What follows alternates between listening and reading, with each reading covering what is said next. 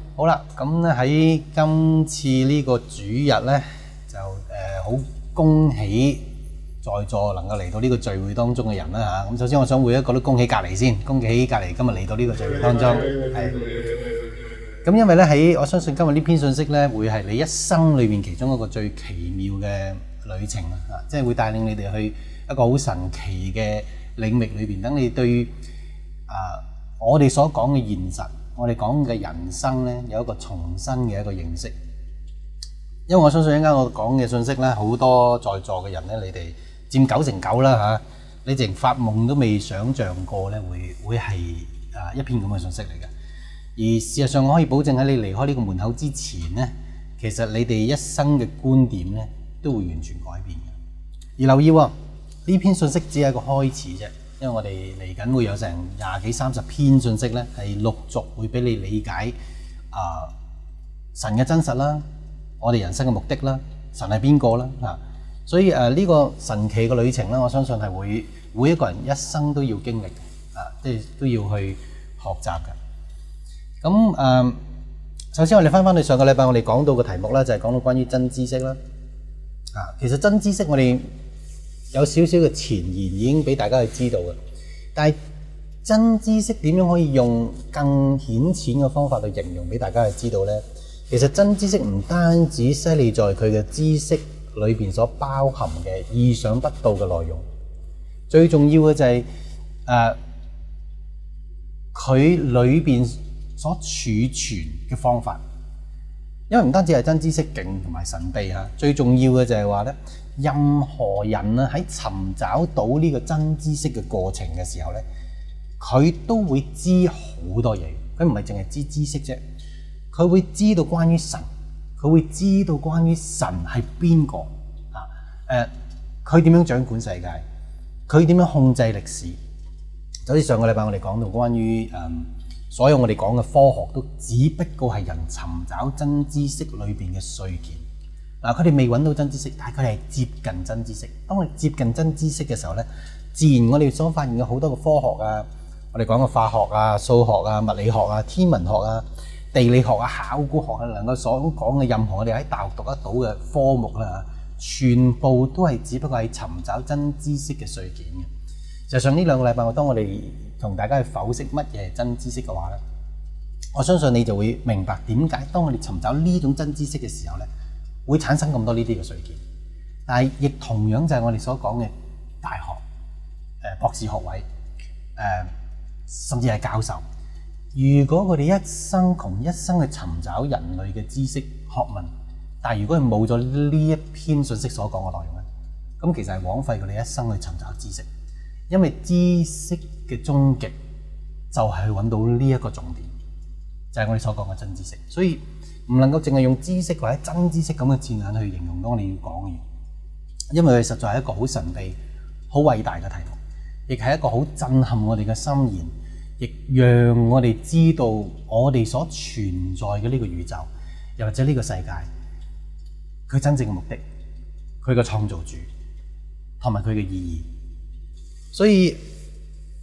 呢個就係我哋所講嘅真知識。點解有咁多人去沉迷喺裏邊去研究，有咁多人去不斷去尋找學問，又似乎好似學極都學唔夠。其實因為佢哋都想揾到呢一個咁特別嘅答案。事實上我相信咧，如果我講俾在座咁多位聽，喺你聽完今日呢篇信息之後咧，你會知道邊個係神，而甚至你冇辦法否定神嘅存在，你冇辦法否定寫聖經嘅呢一位神咧，就係獨一嘅真神。我相信就咁講啊，在座好多有時你未信主嘅人咧，你覺得冇乜可能係咪？你覺得任何嘢都可以推翻嘅啫嘛，任何嘢都可以否定嘅啫嘛，任何嘅嘢我哋都可以用好多爭辯嘅方法可以有得討論噶嘛。就如我所講啦，如果佢係真知識嘅話咧，係冇得爭辯，係冇得討論，佢係冇得推翻。你只能夠咧可以話貼貼服服咧，去喺呢位神嘅面前去降服嘅。所以我哋而家講緊嘅唔係普通知識，甚至佢唔係科學，因為科學都只係真知識尋找真知識過程當中嘅手段。因為就係以科學嘅定義，所有科學佢嘅定義就係佢全部都可以推翻。所有科學都係㗎，所有科學係可以推翻嘅，佢先至可以算係科學。如果唔係，佢唔能夠算係科學。但係如果我哋講嘅，甚至係超越科學以上嘅，佢係冇討論嘅餘地嘅，冇懷疑嘅餘地嘅，亦冇否定嘅餘地嘅，佢係真知識。你揾到之後，你就知道邊個係神。你揾到之後，你就知道人生當中所有知識嘅極限，同埋呢個創造世界嘅意義，甚至係歷史嘅意義，同埋神嘅心諗緊啲乜嘢。神喺歷史當中去做緊啲乜嘢？譬如舉個簡單嘅例子就係、其中一樣，我相信好多在座人，如果你信其他宗教或者甚至你而家唔係基督徒嘅話，其中一樣你都好大問號就係咁多個神印度嘅神真啦，定係日本嘅千千萬萬嘅神真咧？係咪？佛教嘅神真啦，定係道教嘅神真啫？點解一定要係寫聖經嗰個神啫？明唔明啊？就係如果我所講嘅就係話呢啲問題好似到而家都係冇辦法解決噶嘛。原因就係好多人找住嘅只係一般推論，唔係真知識。當你找住真知識嘅話，就算正我講嘅呢一點啊，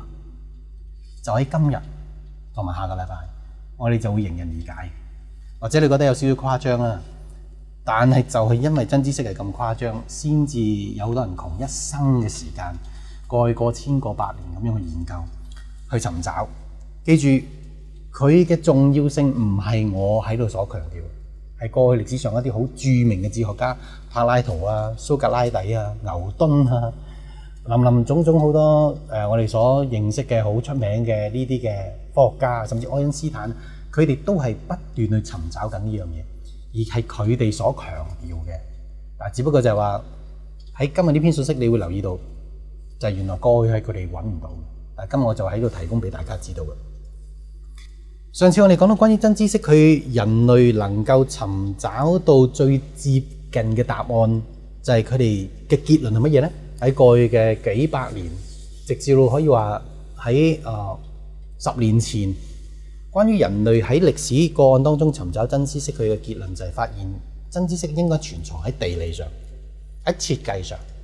喺事物同埋物件嘅距離上，會喺佢哋嘅數值上。聽落好似好難理解嚇，但冇錯就係因為咁難理解，所以佢哋不斷研究啦。咁所以我哋大家都知道嘅，喺過去當中嘅神秘主義咧，佢哋都研究天體啦、天體嘅周期啦、行星嘅距離啦、行星嘅周期啦。神秘主義必修嘅其中一啲嘅就係關於古文物啦、金字塔啦、瑪雅人或者呢啲嘅亂石堆群啦。瑪雅人其實佢哋嘅年歷表咧，其實一直係喺 Freemason 佢哋嘅圖書館當中係一個嘅寶物嚟嘅嚇，所以變咗呢份嘅寶物咧，即係寶貝應該我哋看係一寶貝嘅原因就係從瑪雅年歷係可以計到好多嘢嘅。咁呢個亦係我哋今次同大家去分享嘅內容咧。不過我哋如果從真知識概念去理解嘅話咧，我哋對歷史嘅認識就會更加震撼、更加真實。所以我哋講到關於譬如英國嘅亂石堆群啦，又或者好多嘅呢啲嘅南美嘅呢一啲嘅金字塔啦，都係神秘主義必修嘅一個課題嘅原因咧，就係佢哋相信真知識係存藏喺地理上邊、喺距離上邊、喺數值上邊。但係喺個數值當中，仲有一個重點，就係佢哋真係好接近噶啦，接近得好緊要嘅，就係話嗰個數值一定要喺天上望落嚟。所以喺南美洲，你會睇到有好多嘅人咧，係將做好多好大嘅形狀，喺天上先睇到嘅。譬如好似喺跟住個圖，你睇下美國 Freemason 開始美國嘅時候，佢做嘅五角大廈啊、白宮啊，全部係按住一個五角星嘅形象做俾邊個睇㗎？你估做俾你睇㗎？我相信如果你冇睇呢個圖啊，你喺美國行幾多次啊，你都唔知道原來美國嘅白宮啊或者五角大廈係照住 Freemason 一個五角星啊去做出嚟嘅。如果講信風水啊，中國人都唔及 Freemason 緊要。